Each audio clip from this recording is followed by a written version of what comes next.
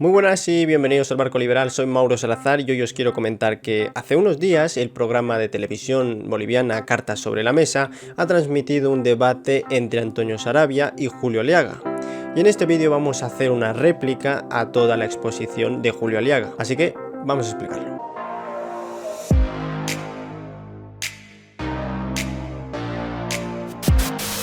Como os decía, hace muy poco se ha realizado un debate entre Antonio Saravia y Julio Aliaga en el cual se discutió dos posturas contrapuestas, el liberalismo frente al estatismo y la socialdemocracia. El debate se ha enfocado principalmente en el plano económico. Antonio Saravia es doctor y máster en economía por Arizona State University y licenciado de economía por la Universidad Católica de Bolivia.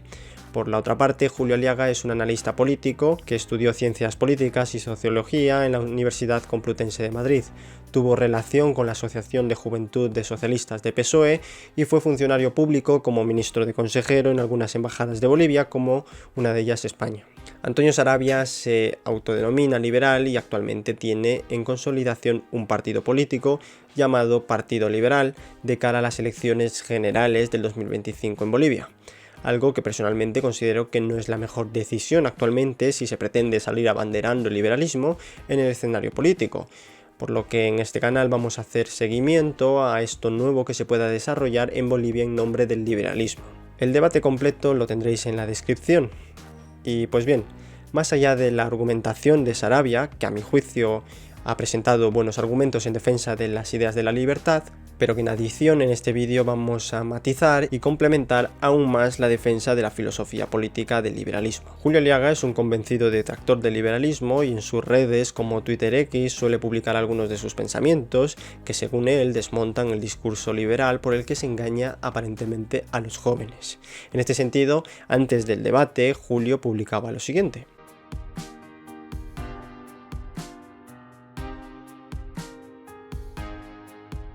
Empecemos viendo el primer fragmento. Hemos tenido un espacio de corriente liberal en nuestro país entre el 85 y el 2003, 2005 exactamente. ¿Le han dado soluciones? Si bien esta afirmación lo hace el conductor del programa, no es tema menor debido a que es una afirmación tramposa y muy extendida en la sociedad boliviana, razón por la cual en términos de ignorancia el grosso de los académicos y opiniones en general en la población lo han caracterizado erróneamente de neoliberalismo, término que carece de sustento teórico y es más una palabra despectiva de uso político o dicho de otra manera, un saco donde cabe todo lo malo que se le quiere atribuir a alguien pero sin fundamentar nada. En el periodo de 1982 y 1985 Bolivia vivía la mayor de sus crisis, la hiperinflación, y de lo que esto se deriva en consecuencias. La solución se halló en la Ley 21060, sustentada teóricamente en el texto de Juan Cariaga, Estabilización y Desarrollo, economista boliviano que en primera instancia se integró en un grupo de trabajo para viajar a Estados Unidos y ahí presentaron sus propuestas que fueron revisados por economistas estadounidenses de Harvard. El motivo del viaje precisamente era asesoramiento y opiniones. También se sostuvo diálogos con los organismos internacionales ante la propuesta, como puede ser el FMI y el Banco Mundial. Posteriormente y a su regreso a Bolivia se conforma un nuevo grupo de trabajo, esto manteniéndose en el secreto, donde participó también Gonzalo Sánchez de Lozada y otros economistas bolivianos y funcionarios políticos. Ahí desarrollaron la Ley 21060, una ley de shock por el que se reformó el Estado en competencias económicas y se adoptó políticas de tendencia al libre mercado. Pero cuidado, aquí está sembrada la trampa. Una cosa es libre mercado con capitalismo de libre empresa, pero sin el rol del Estado en el plano primario, ni siquiera en el secundario. Y otra muy diferente es la tendencia al libre mercado con corporativismo, es decir, libre mercado parcial y conveniente según vea el Estado a qué sectores facilitar y a cuáles no. Es lo que se conoce como capitalismo de Estado, y es lo que en mayor o menor grado sostienen los socialdemócratas. Lo primero es lo que defiende el liberalismo económico, es decir, libre mercado y capitalismo de libre empresa. ¿Y cómo se ha de entender esto? Pues como la no intervención, la no regulación, la no intromisión, la no coacción del Estado hacia los individuos que quieren comerciar con quien les dé la gana y en consecuencia libertad completa bajo las condiciones que a ellos les interese y por tanto que se les respete el principio de libertad contractual. y la función empresarial, que en última instancia es el Estado quien coacciona con su intervención con barreras económicas y regulaciones que estrangulan las iniciativas productivas, desincentivando así la generación de riqueza, ya sea a través de los aranceles y las leyes que regulan las actividades económicas o a través de otro tipo de impuestos para favorecer a quienes considere el Estado. En este sentido, por ejemplo, dentro del corpus legal del 21060, aunque había reducciones arancelarias, pero es que también se plasmó un nuevo sistema tributario más eficiente para recaudar impuestos. En ese entonces de 1984, la mayor parte de los ingresos del Estado provenían de impuestos a la renta, es decir, el sueldo de los trabajadores. Pero con la hiperinflación, esos ingresos se habían licuado, ya que el peso boliviano perdió valor adquisitivo, por lo tanto cayeron las recaudaciones del Estado y la principal fuente de financiación, además que la informalidad, había aumentado considerablemente, razón por la que el Estado ya no podía reunir todo ese dinero, porque la gente se movió fuertemente al informalismo. Y es por esto que en el 21060, y dicho por el mismo Juan Cariaga, uno de los factores principales que causó la hiperinflación, dice él, fue la inhabilidad del Estado de recaudar impuestos. O dicho de otro modo, de la falta de habilidad del Estado para robar dinero a la población a través de impuestos para financiar la fiesta de la política, por la que se benefició a empresas amigas y se aprobaron bonos sociales para no perder popularidad. En ese sentido, en dicha ley se estableció al menos 8 impuestos para gravar al sector informal, es decir, cortarles la vía de escape que habían encontrado los bolivianos para no financiar al Estado que parasitaba su productividad. Uno de ellos fue el famoso IVA, el impuesto al valor añadido. Fijémonos que para alguien que al menos conozca algo, siquiera entienda sobre las bases mínimas del liberalismo económico, sabría que las medidas ya atentan contra los principios liberales, debido a que fue un plan económico sustentado en el cobro eficiente de impuestos. Y eso es totalmente opuesto a lo que los liberales defendemos, primero porque los impuestos son un robo e inmorales, y segundo porque se trató de un modelo totalmente parasitario y no de un modelo de mercado libre y competitivo. Y es que encima tampoco se eliminó en sí la barrera burocrática como son los aranceles, o dicho de otro modo, libre mercado parcial, porque el Estado aún les quitaba a los importadores y a los exportadores su dinero en concepto de impuestos, llamados aranceles, un robo indiscriminado en el que el Estado no ha tenido participación de ningún tipo en el proceso de producción de las actividades privadas, pero que sin embargo reclama una parte del pastel. Por lo tanto, afirmar que el 21060 fue el modelo liberal económico por excelencia de Bolivia es no saber ni siquiera entender las propuestas a fondo de la economía liberal, como puede ser una de ellas, la Escuela Austriaca de Economía. ¿Cómo tú ves la presencia del Estado en la vida política y económica? Cada 20 años vivimos este salto de la idea del estatismo a la privatización, de la privatización. Esto data de 100 años atrás. Es un péndulo que se mueve de un lado al otro y a ambos extremos fracasa. No es raro que aparezca de pronto hoy el discurso liberal como apareció hace 30 años atrás, porque desde 1930 venimos nacionalizando, privatizando, nacionalizando, privatizando, ahora toca privatizar. Y entonces aparece tu discurso. Lo que el país necesita, como todos los países grandes en el mundo, es la colaboración entre el Estado y la empresa privada y los trabajadores, las tres fuerzas que sostienen una economía y que sostienen una sociedad. En este segundo fragmento notemos con cuidado la falacia del punto medio con la que arranca Julio. Como Bolivia ha vivido en ciclos de nacionalización y privatización consecutivamente, según Julio, entonces de lo que se trata es del punto medio entre lo privado y lo nacional, lo estatalizado, es decir, una colaboración entre esas partes. Dicho de otro modo, Julio está presentando dos afirmaciones extremas la una de la otra, para reconciliarlas a medio camino. Es como decir, Carmen dice ser la madre biológica de Manuel, pero también María dice ser ella la madre de Manuel. Por lo tanto, ha de ser razonable, ha de tener sentido, lo correcto sería que entonces Manuel es hijo de ambas, por lo que deberían colaborar en un punto intermedio. Como hemos intentado privatizar y hemos fracasado, pero también hemos intentado nacionalizar y también hemos fracasado, lo mejor es una colaboración en un punto medio entre ambas partes. Este razonamiento claramente falaz que utiliza Julio, en el que va a sustentar prácticamente toda su intervención, es cuanto menos un intento de argumento chapucero. Uno de los principios base que defiende el liberalismo es la propiedad privada, pero es que no tiene que ser el Estado quien defina, ni otorgue, ni intervenga de ninguna forma en la propiedad privada. Y cuando dice que Bolivia vive en ciclos de privatización y nacionalización, es precisamente porque hay una existencia de estructura de Estado con potestad para intervención en la economía, y así poder manipular, suspender, intervenir a su antojo el principio de propiedad privada. En tal caso, aunque el ciclo que afirma Julio fuera así, en todo caso sería porque el Estado se está metiendo donde no debe, y que a través del poder político se cambia de privado a estatal según el interés del momento de un grupo político. Pues precisamente para que esto no ocurra, lo que hay que hacer es desarticular el Estado y, en consecuencia, imposibilitar que esto se utilice de herramienta por los políticos, rescatando el poder estatal para devolvérselos a los individuos, a quienes, por cierto, Julio y todos los estatistas socialdemócratas en general los subestiman en capacidades. Por tanto, se autolegitiman para que sean ellos, los políticos, quienes deban decidir por cada individuo de cómo deben gastar su propio dinero para su proyecto vital. Entonces, cuando los liberales hoy, aquí o en el Japón, dicen queremos más chiquitito el Estado, más chiquitito, se están olvidando que estamos trabajando sobre la historia de la gente. No es un problema del Estado si es grande o es pequeño. ¿Cómo que estamos trabajando sobre la historia de la gente?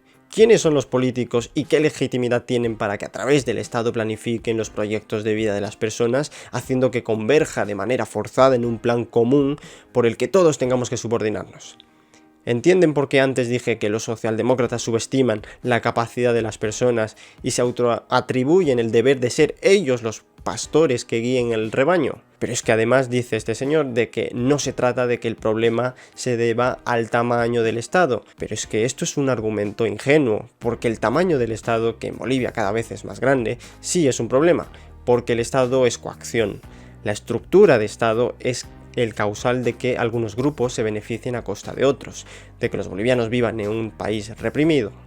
Según el último informe de la Fundación Heritage del Índice de Libertad, Bolivia ocupa el puesto 165 de 184, en la categoría de reprimido.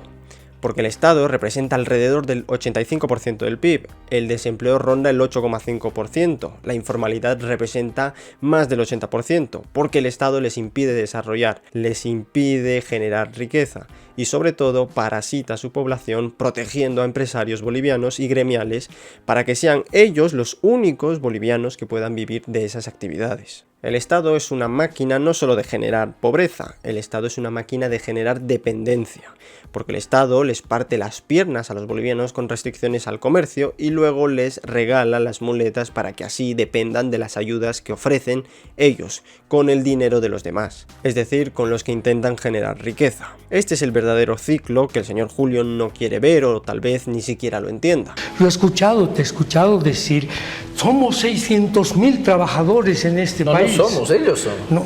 No somos, los bolivianos, los bolivianos somos. No, yo entiendo que vives en Estados Unidos, yo entiendo que vives en Boston, no sé en dónde, y entonces debes mirar, somos. Yo no soy burócrata, Julio, tú eres burócrata. No, yo tampoco. Entonces ellos son los burócratas. No.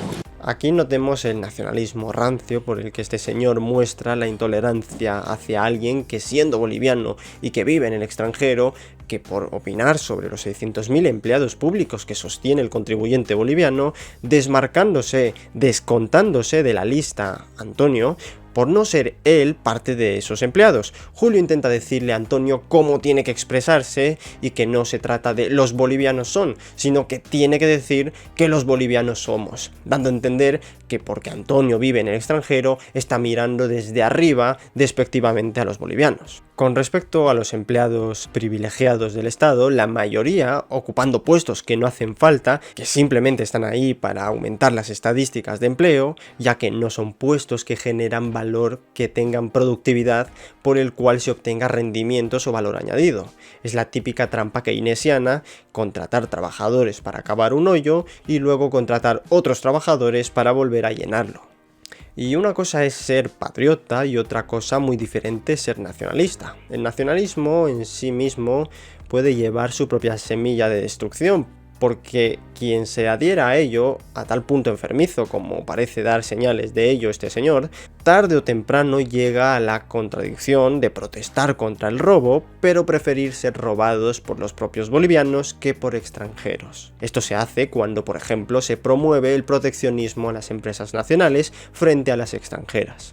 Pero a ver, los bolivianos, en tu entender, ¿hasta qué punto debe llegar el Estado y hasta qué punto debe llegar la empresa? En todos los países se necesita un Estado fuerte, un Estado regulador, inmiscuido en la vida productiva del país también. Colaborador con la vida productiva, así como Alemania, así como Estados Unidos, así como Suecia, como el Japón, como Sudáfrica, como Israel.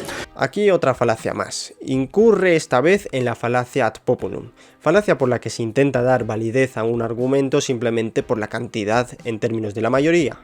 Como la mayoría de estos países tienen estados fuertes, Bolivia también necesita un estado fuerte.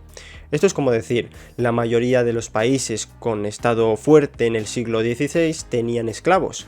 Por lo tanto, Bolivia también necesita esclavos para tener un estado fuerte. El mal de nuestro país es la existencia de un gobierno corrupto, vinculado al narcotráfico, manejado por mafias y que tiene y controla el aparato del Estado y que es un Estado tranca que está al servicio de esa burocracia. Este es uno de los problemas que tienen los socialdemócratas. Son ingenuos al pensar que la corrupción depende del tipo de persona que llega al poder. En cambio, si reemplazamos a esas personas por estas otras, que sí son profesionales, que son académicos, que tienen muchos méritos, entonces lo harán mejor y no se corromperán. Esta visión de la política es cuanto menos pobre. Y sorprende de un politólogo que debería ser tanto conocedor de que en toda organización compleja existe el poder de hierro de las oligarquías. Cuanto más compleja es una organización, por más democrática que haya sido en un principio, siempre tiende a corromperse y a converger en una oligarquía. Tal vez el señor no se haya leído a Robert Michels y su obra Partidos Políticos. Pues mucha falta que le hace. Sí. Han habido momentos en la historia de Bolivia donde los buenos muchachos han hecho cosas muy importantes con el Estado que tenemos. Es verdad que el Estado es muy grande, pero ese Estado sostiene maestros, sostiene médicos, sostiene jubilados, sostiene militares, que no podemos dejar de sostener. Pero digamos las cosas como son. ¿Quién sostiene esos militares? ¿Quién sostiene esos maestros? Nosotros, con nuestros impuestos. Sí, igual que en Estados Unidos, en Israel, en todos lados. Porque no puedes agarrar y hacer empresas para mantener militares. El adoctrinamiento estructural sobre el Estado que tiene Julio y una clara limitación que no le permite ver lo que es capaz de hacer el sector privado, o mejor dicho, no le permite decir la verdad. Habría que preguntarle a este señor cuando enferma dónde va, al servicio público o al privado. Porque en Bolivia es muy sabido que los políticos y la mayoría de los defensores del Estado utilizan los servicios privados porque saben ampliamente que son más eficientes y por lo tanto saben de lo que es capaz el sector privado. Pero cuando se trata de hablar en público, dar el discurso en frente de la gente que se tiene que tragar ese precario servicio público, adornan, maquillan al Estado con argumentos de que el Estado sostiene a muchos trabajadores, aunque den un servicio que nadie lo prefiere, pero que no tienen opción, que no tienen más remedio que elegirlo, ya que su dinero, buena parte, se ha gastado para financiar estos servicios a través de impuestos. Y es que, además, dice una última afirmación de que no se puede crear una empresa para mantener militares. Julio no ve más allá del bolsillo de los contribuyentes y su objetivo parece estar fijo y a toda costa querer parasitar a los bolivianos a través del Estado. En el mundo sí existen empresas militares privadas y algunas empresas bastante demandadas de seguridad militar son o pueden ser Academy, G4S, DynCorp International, por ejemplo. En nuestro país el 80% de la población no paga impuestos, comercia, vende y compra lo que quiere, decide como le da la gana. ¿Y por qué lo hace? Ese Esa es la realidad de nuestro país. ¿Por qué lo hace? No, el problema no es porque lo hace, el problema es que tú entiendas que nuestro país es un país que esa libertad que predicas la vive desde hace mucho tiempo. No. Estamos equivocados. O tú crees por algún lado que ese 80% que aquí no paga impuestos está financiando la educación, la salud. No. ¿Cómo que el sector informal no financia la educación o la salud? Pero este señor, ¿qué se cree? ¿Que el sector informal reúne dinero trabajando día y noche para colgarlo en un cuadro en su pared? Pues claramente lo reúne para gastarlo en el sector formal, y ahí está pagando IVA. Cuando ahorra para comprarse un bien, va a pagar impuestos, tanto en la compra y en los impuestos por tener bienes, y en los impuestos cuando quiera venderlo, o incluso cuando quiera regalarlo.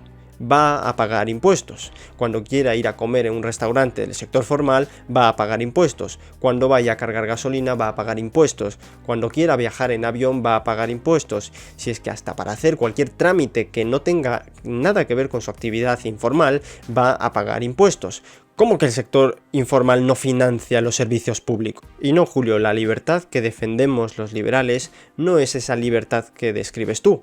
Si tú quieres ver la esclavitud del Estado hacia los bolivianos como una libertad donde los bolivianos no pueden comerciar, no pueden desarrollar sus proyectos de vida, no pueden generar riqueza, ese es tu problema y no del liberalismo, que sí reconoce el problema y tú eres parte de ese problema, no de la solución, en la medida en que abogues por el estatismo.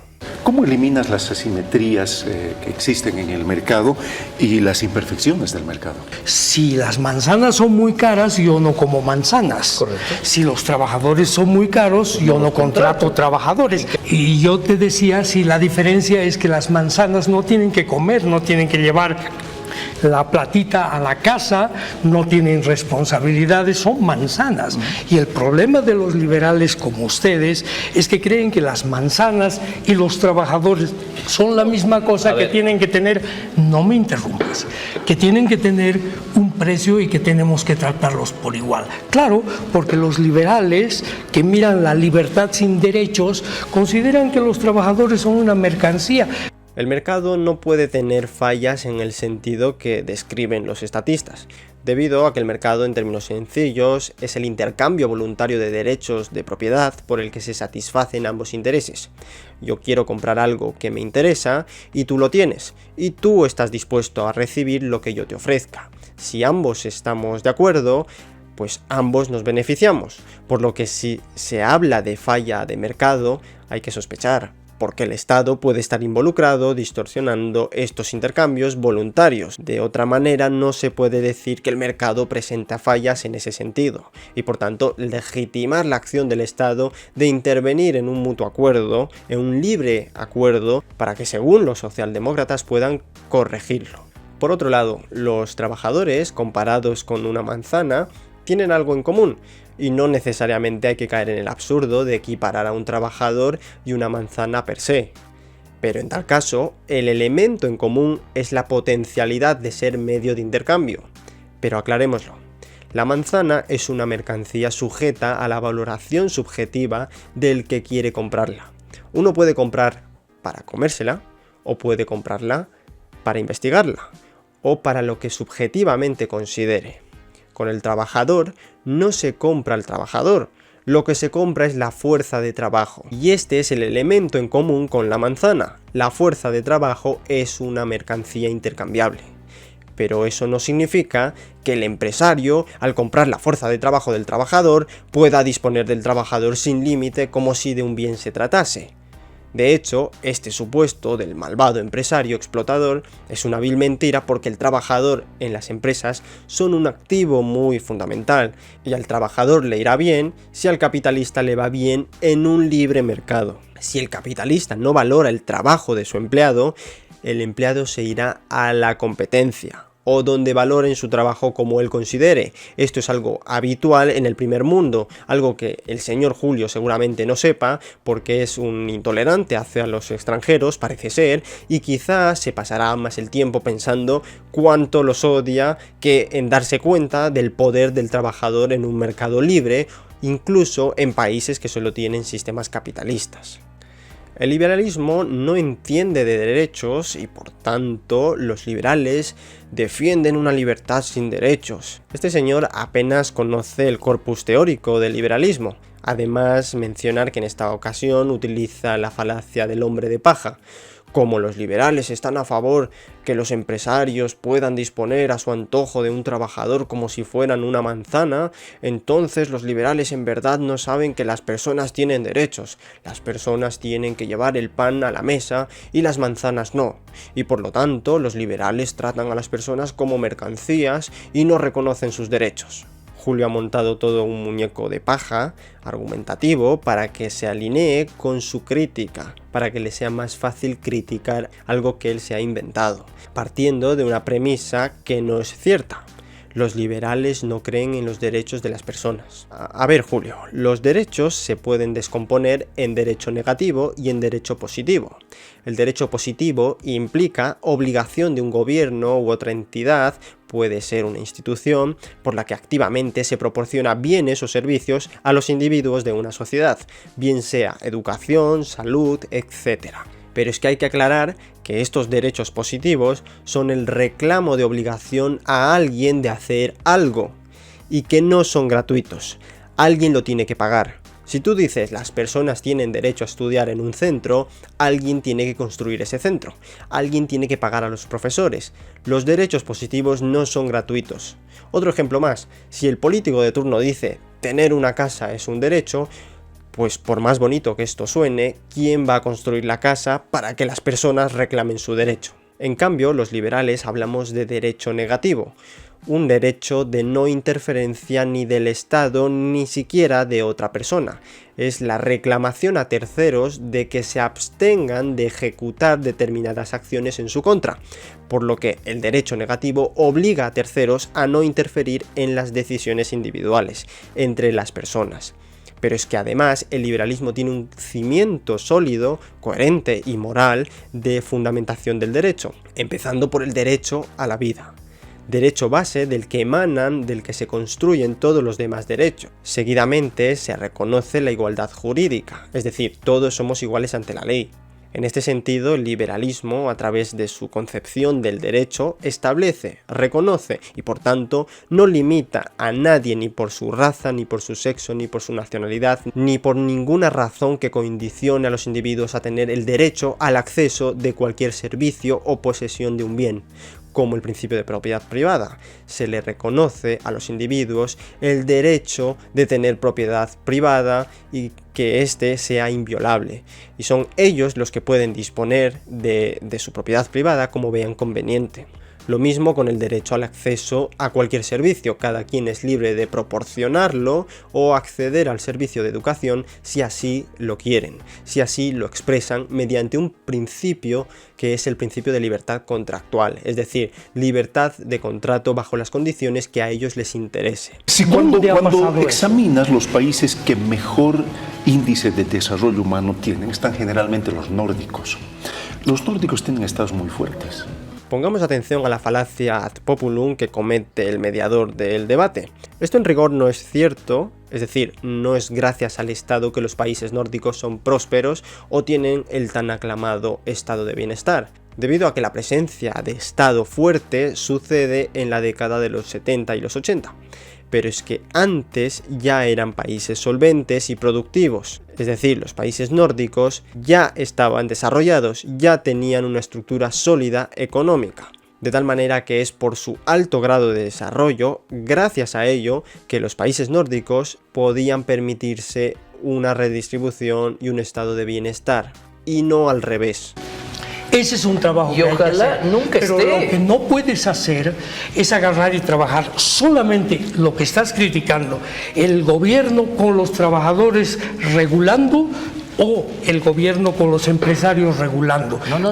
Aquí dejo que Antonio mismo se lo diga. Alguien sale perdiendo. Yo no quiero que el gobierno se meta en nada. Aquí la única negociación tiene que ser entre el trabajador y el empresario, porque ellos son los que están generando riqueza en un proceso productivo. Entonces, si el empresario dice, yo no puedo pagar 8% de incremento al salario mínimo, por lo tanto, voy a tener que dejar de contratar, lo único que has logrado, Julio, es desempleo. En ese discurso podemos estar de acuerdo en algunas cosas. En lo que no estamos de acuerdo es que tu libertad es una libertad sin derechos, es una libertad solo para los ricos. Yo tengo una formación liberal también, pero es una libertad con derechos que piensa en la gente, no solamente en los empresarios. Cerramos contigo, Antonio. En definitiva, ya hemos explicado por qué esto no es cierto, y más bien es una falacia, porque parte de una premisa que no es cierta, que no pertenece a la doctrina liberal. Pero de cualquier manera, Julio Aliaga dice que tiene formación liberal, seguramente estudió sobre liberalismo en la Universidad de Libertalandia, porque de liberalismo mucha falta que le hace aprender al menos las bases. Y se marchó, y a su barco le llamó Libertad, y en el cielo descubrió gaviotas y pintó estelas en el mar.